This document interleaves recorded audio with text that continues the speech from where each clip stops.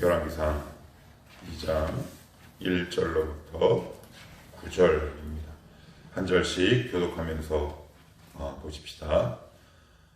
다윗이 죽을 날이 임박함에 그의 아들 솔로몬에게 명령하여 이르되 내가 이제 세상 모든 사람이 가는 길로 가게 되었노니 너는 항상 되고 내 하나님 여호와의 명령을 지켜 그 길로 행하여 그 법률과 계명과 율례와 증거를 모세의 율법에 기록된 대로 지키라. 그리하면 내가 무엇을 하든지 어디로 가든지 형통할지라. 여호와께서 내 일에 대하여 말씀하시기를 만일 내 자손들이 그들의 길을 삼가 마음을 다하고 성품을 다하여 진실이 내 앞에서 행하면 이스라엘 왕의 오를 사람이 내게서 끊어지지 아니하리라 하신 말씀을 확실히 이루게 하시리라. 스루야의 아들 요압이 내게 행한 일 곧 이스라엘 군대의 두 사령관 넬의 아들 아브넬과 예델의 아들 아마샤에게 행한 일을 내가 알거니와 그가 그들을 죽여 태평시대에 전쟁의 피를 흘리고 전쟁의 피를 자기의 허리에 띤 띠와 발에 신은 신에 묻혔으니 내 계획대로 행하여 그의 백발이 평안히 소울에 데려가지 못하게 하라. 마땅히 길르앗 바르실레의 아들들에게 은총을 베풀어 그들이 내 상에서 먹는 자 중에 참여하게 하라. 내가 내 형 압살롬의 낯을 피하여 도망할 때 그들이 내게 나왔느니라. 바울이 베냐민 아들 헤라의 아들 시므이가 너와 함께 있나니 그는 내가 마하나임을 먹을 때 악독한 말로 나를 저주하였느니라. 그러나 그가 요단을 내려와서 나를 영접함으로 내가 여호와를 두고 맹세하여 이르기를 내가 칼로 너를 죽이지 아니하리라 하였노라. 같이요. 그러나 그를 무죄한 자로 여기지 말지어다. 너는 지혜 있는 사람이므로 그에게 할 일을 알지니 그의 백발이 피 가운데 소홀에 내려가게 하라.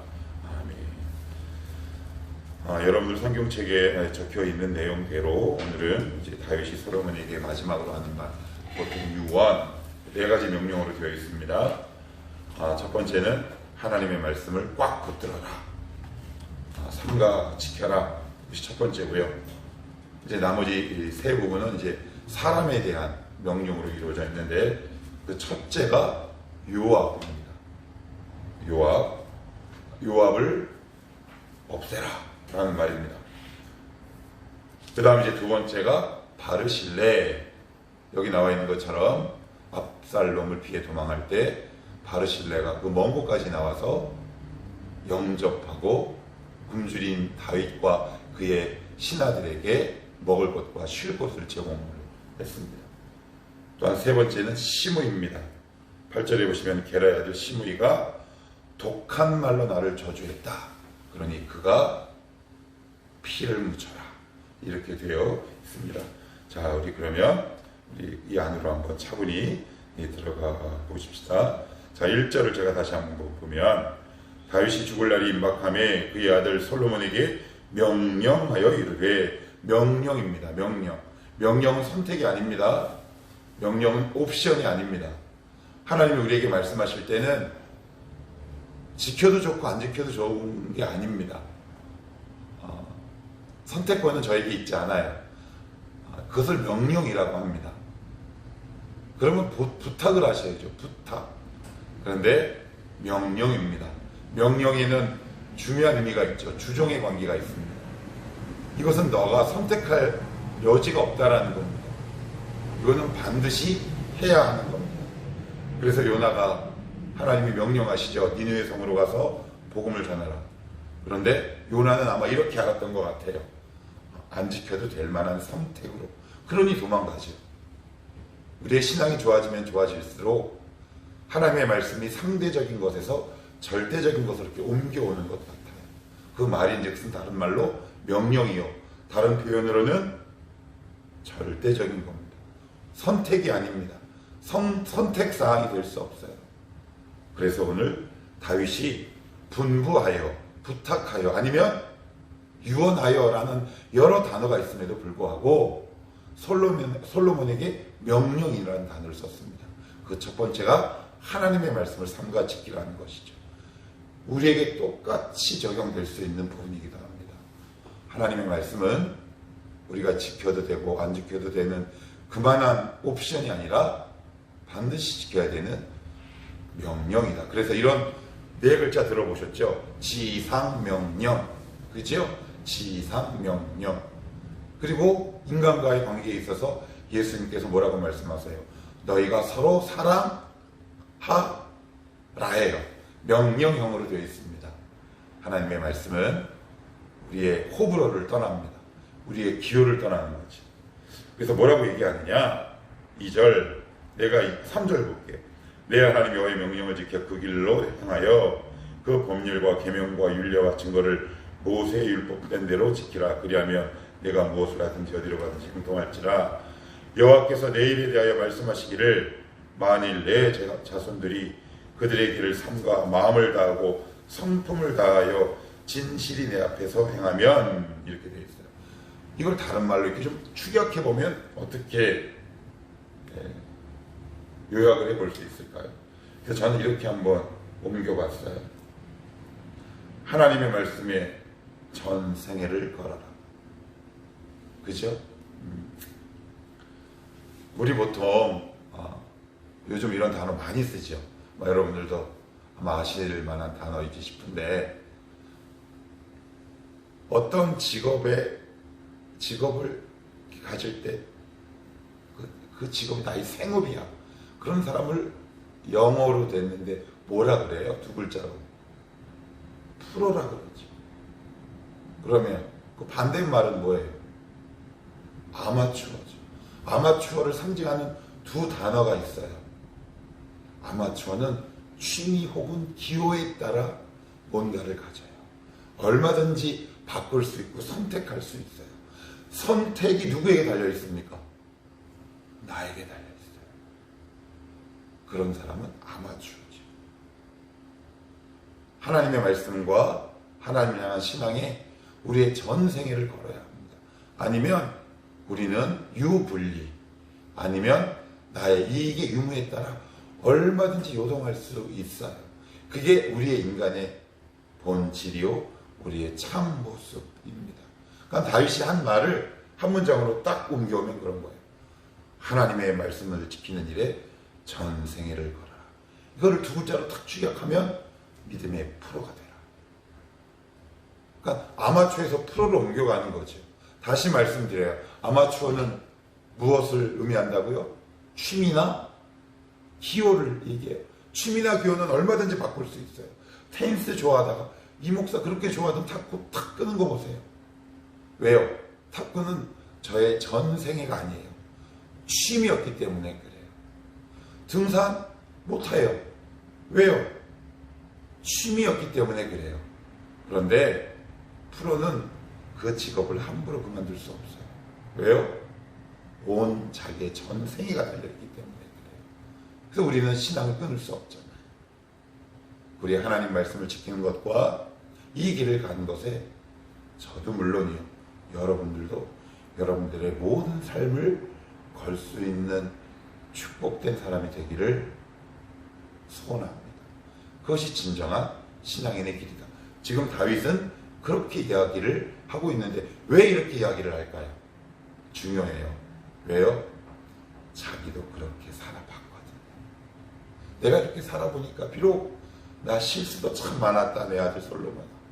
근데 하나님이 나를 이끄시고 결국 하나님의 말씀을 이루시기 위해 나를 그 자리로 끌고 가시더라. 그래서 내가 하나님 말씀을 붙들고 어떻게든 살아보려고 몸부림치고 내가 하나님 말씀에 나의 전생애를 걸었더니 그것이 하나님의 은혜였을 뿐만 아니라 하나님이 나의 삶을 넉넉하고 축복하시더라라는 자기 경험적 고백이에요. 그래서 언제 이야기해요? 마지막에 하잖아요. 원래 사람이 죽기 직전에 이런 말 하죠. 죽기 직전에는 거짓말하지 않는데요. 그래요. 사람이 인생의 말미에 하는 말이 진짜죠. 자기가 이렇게 경험을 해봤거든요. 이렇게 살아내봤거든요. 그래서 오늘 솔로몬에게 뭐라고 얘기해요?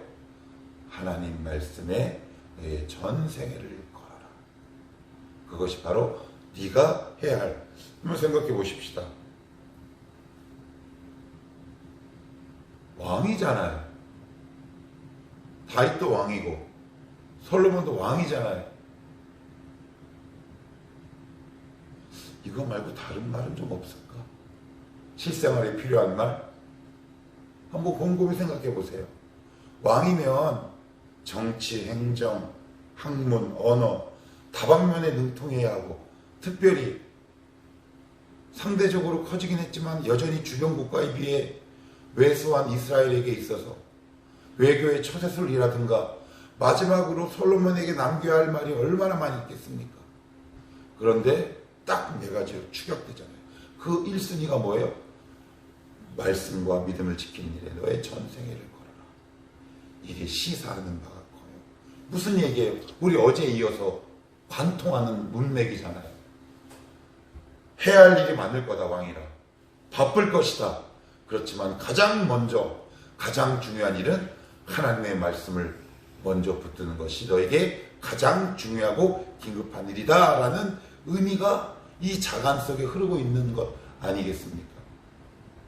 그러고 나서는 이렇게 이야기합니다. 4절 보시면 4절이 아니라 5절 수려의 아들 요압이 내게 행한 일 곧 이스라엘 군대의 두 사령관 넬의 아들 아브넬과 예델의 아들 아마샤에게 행한 일을 내가 알거니와 그가 그들을 죽여 태평시대에 전쟁의 피를 흘리고 전쟁의 피를 자기의 허리에 띤 띠와 발에 신은 신에 묻혔으니 그래요. 전 예전에 다윗이 요압을 용서한 것 같은데 요걸 보면서 살짝 빈정이 좀 상했어요.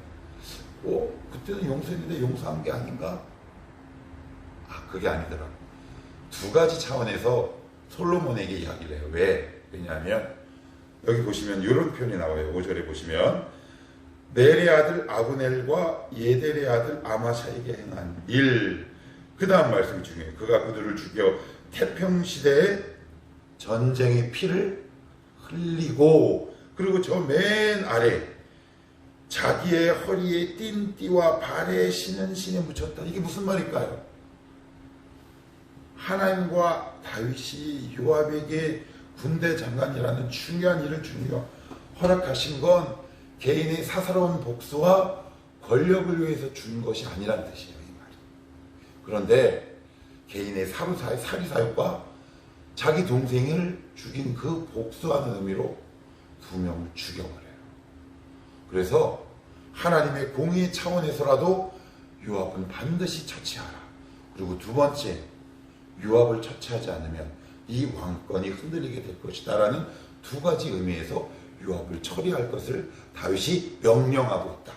이렇게 이해하시면 좋고요. 7절도 보시면 마땅히 길르앗 바르실레의 아들들에게 은총을 베풀어 그들이 내 상에서 먹는 자 중에서 참여하게 하라. 이 말씀을 보는데 너무 안타까운 거예요. 내 상에서 먹는 자 중에 참여하게 하라. 보통 왕과 함께 누가 밥을 먹나요? 우리 쉽게 생각해 볼게요. 집에서 우리 식탁 이렇게 마주 앉아서 밥을 먹잖아요. 유집사님 누구랑 먹어요? 자녀랑 먹잖아요. 원래 이 다윗과 함께 밥을 먹을 수 있는 특권에 참여하는 자가 누구였어요? 압살롬이었어요. 그 자리에 누가 들어가는 겁니까? 바르실레가 들어가는 거예요. 스스로 복을 차버린 자입니다. 압살롬은. 하나님이 다윗의 아들로 태어난 특권을 차버린 자예요. 성도로서 주신 특권들이 있습니다. 은혜의 특권입니다. 예배의 특권입니다. 기도할 수 있는 특권입니다. 섬길 수 있는 특권입니다. 그 특권을 발로 차버리지 마십시오. 신약에 있어서 대표적인 인물이 누굽니까? 가룟 유다 아닙니까? 그런데 의외로 하나님이 주신 우리에게 이 특권을 차버리는 성도들이 너무 많아요. 가장 중요한 예배의 특권을 차버립니다. 기도의 특권을 차버립니다. 하나님의 자녀가 되는 이 특권을 차버립니다. 이게 너무 안타깝지 않아요? 누가 앉아있어야 할 자리라고요? 압살롬이 그 자리에 앉아있어야 되잖아요. 근데 압살롬 어떻게 됩니까? 그 풍성한 머릿결로 인해 나뭇가지에 걸려 죽게 되잖아요. 원래는 누구의 몫이었다? 압살롬의 몫이었다.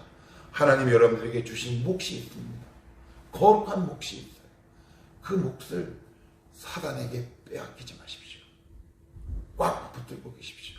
하나님, 저에게 주신 이 은혜의 특권 꼭 누리며 마음껏 감당하게 하옵소서. 이걸 왜 빼앗깁니까? 이걸 왜 빼앗겨야 합니까? 어제 말씀을 이렇게 묵상하고 준비하는데 이 단어가 참 많이 와닿았어요. 내 상에서 먹는 자 중에서 참여하게 하라. 왕의 밥상에서 먹는 특권. 그래서 나중에 압살롬은 죽게 되고 바르실레는 솔로몬이 먹는 밥상에서 겸상하게 되잖아요. 그러면 왜 겸상하게 됐냐? 그 이유도 적혀 있죠. 이렇게 돼요. 도망할 때 그들이 내게 나왔느니라. 그래서 여러분 이제 사무엘서에 보시면 바르실레가 그를 영접했다라는 표현이 나옵니다. 그리고 먹거리와 그리고 아주 아름다운 말로 진심으로 다윗을 축복하는데 중요한 게 있어요. 그때 실세는 누구였습니까? 압살롬이었어요. 목숨이 위태로울 수 있다고요. 그렇지만 자기의 유효분리에 관계없이 하나님이 기름 부으신 자가 다윗임을 보는 영적인 통찰이 있었어요. 그래야 가능해요. 이 세상은 영적 통찰이 있어야 살아가요. 안 그러면 상황의 유불리에 따라 우리의 믿음은 끊임없이 흔들려요. 여기 갔다 시계추만이야. 그러면 바르실레 안에는 뭐가 있었다는 거예요? 충심이 있었다는 거죠. 평소 다윗을 향한 깊은 신뢰가 있었고요. 믿음이 있었다라는 얘기예요. 이 아름다운 헌신 하나로 바르실레는 솔로몬 왕의 밥상의 겸상, 물론 이것이 그냥 문자적으로 야 밥 먹자 그런 의미가 아니라 밥을 같이 먹는다는 말은 무슨 말일까요? 솔로몬이 누릴 만한 여러 가지 하늘의 특권을 함께 누린다는 의미가 포함되어 있는 거란 말이에요. 우리 바르실레가 가졌던 영적 통찰이 여러분의 것이 되기를 축복합니다. 그래야 하나님의 은혜를 마음껏 누리며 살아갈 수 있다. 이와 관련해서 조금 더 확장해서 말씀을 드리면 마태복음 25장 36절 찾지 않으셔도 됩니다. 주님께서 양과 염소를 가르쳐 이제 좌우로 놓으시고 나서 당신의 백성들에게 그래, 너희들이 내가 헐벗고 굶주리고 목마르고 병들었을 때 나를 돌아보았다. 그랬더니 이렇게 얘기합니다. 저희가 언제 그랬나요? 저는 기억이 없는데요. 그래요. 이상하죠? 주님은 기억하는데 나는 기억 못해요. 희한하죠? 두 가지 의미가 있어요. 우리의 작은 섬김 하나도 나는 기억 못하지만 주님은 기억해요. 그래서 바르실레가 이렇게 복받게 되잖아요. 그죠? 두 번째, 왜 이렇게 기억 못할까요? 여러분 3일 전에 먹은 반찬의 내용 기억납니까? 그래서 가끔 가다가 아내가 물어봐. 여보, 우리 몇 월 며칠 날 뭐 했지? 그러면 제가 이렇게 돼야 돼요. 여보, 어제도 기억이 안 난다. 왜 기억이 안 날까요? 특별한 일이 없는 일상, 누군가를 섬기는 봉사와 섬김의 삶이 일상이었기 때문에 그래요. 그래서 기억이 안 나는 거예요. 그런데 기억난 사람의 특징이 있어요. 봉사를 생색으로 하는 사람이 있어요. 그런 사람은 자기가 한 일 수첩에 마음의 수첩에 적어둡니다. 딱 하나님 저 이거 딱 한 번 했어요. 그런데 너무 많이 하면 수첩에 적어둘 수 있습니까? 여러분 여태까지 살면서 먹은 밥의 횟수를 적어놓을 수 있겠습니까? 반찬의 가지수를 왜? 내 일상이었기 때문에 그래요. 봉사와 섬김의 삶이 일상이었던 사람들. 마지막으로 8절 9절 보시면 이렇게 되어 있습니다. 바울임 사람 베냐민 사람 게라의 아들 시므이가 너와 함께 있나니 그는 내가 마하나임으로 갈 때 악독한 말로 어떻게 해요? 저주하고. 이게 뭐예요? 그 저주가 지금 누구에게 돌아가요? 시므이에게 다시 돌아가요. 이게 말의 무서움이에요. 말은요, 내가 저 사람 욕하지요. 그 당시는 되게 시원해요. 누군가를 시원하게 저주하네요. 그런데 이게 나이가 들면서 말의 무서움을 점점 알게 되는 것 같아요. 나이가 든다라는 건 말의 무서움을 현실적으로 자각하게 되더라고요. 아, 누군가를 함부로 저주하지 말아야 되겠구나. 그 저주가 결국 나를 향한 저주야 라는 걸 알게 돼요. 그러면 저주의 반대말은 뭡니까? 축복이죠. 그럼 가장 그리스도인이 할 수 있는 가장 강력한 축복이 뭔가요? 기도라고 말씀드렸어요. 누군가를 향한 기도입니다. 하나님, 우리 누구누구 병진이 주의 유종석 집사님 은혜 주시고 복 주시옵소서. 믿음의 아름다운 길을 걷게 하시고 아픈 부위가 치유되게 하시고, 그것이 내 주변에 있는 사람들 향한 가장 강력한 기도. 그러면 한번 생각을 해보십시다. 시므이가 자기가 내뱉은 말이 지금 누구에게 돌아가요? 본인에게 돌아가죠. 그러면 여러분이 내뱉은, 예를 들어 내가 지금 누군가를 위해서 막 열심히 기도했어. 그런데 응답이 잘 되지 않아. 아니에요. 내가 누군가를 위한 축복의 기도는 두 가지 이득이 있어요. 그도 세우지만 그 같은 축복의 기도가 다시 나에게 옵니다. 이게 하늘의 원리가 그래요. 부메랑 효과잖아요. 확 던지면 다시 돌아온다. 그래서 저는 여러분들이 누군가를 마음껏 축복하며 기도할 수 있는 분들이 되기를 축복해요. 그게 복되는 거예요. 너 있잖아, 그거 너 손해보는 거 아니다. 너 그 기도가 저주가 다시 시므이에게 돌아왔다면 네가 기도로 청람교회 교인들을 숨기고 축복할 때 내가 그 기도를 통해 너를 축복하리라. 이게 그 원리가 우리 가운데 담겨 있는 거란 말이에요. 그래서 제가 말씀드렸어요. 기도는 하면 할수록 할 게 많아지고 안 하면 안 할수록 할 게 없어져요. 그래서 여러분의 기도의 수첩 속에 타인을 위한 기도의 제목들이 조금씩 점점 늘어가기를 원해요. 그래서 예전에 제가 알던 어떤 권사님은, 제가 청년 때 기도원에 있었던 분은, 그분 기도 수첩에 아들이 목회하는 온 교인의 이름이 있는데 교인의 이름이 1200명이에요. 1200명을 한 번에 기도할 수 없으니까 그분은 저랑 하루에 3번 예배 드렸거든요. 아침, 점심, 저녁 나누면서 해요. 뭐 간단해요. 뭐 누구 이름만 부르는 거. 왜 하나하나 구체적으로 기도할 수 없으니까 이름만 부르는 거. 하나님, 개똥이, 새똥이 이런 식으로 그것만 불러도 2시간에서 3시간이 걸리신대요. 그거 보고 참 감사하다, 놀랍다. 여러분들의 기도의 제목에 누군가의 영혼이 끊임없이 추가되기를 원합니다. 그것이 사실 나를 축복하는 가장 강력한 무기임을 기억할 수 있기를 원합니다.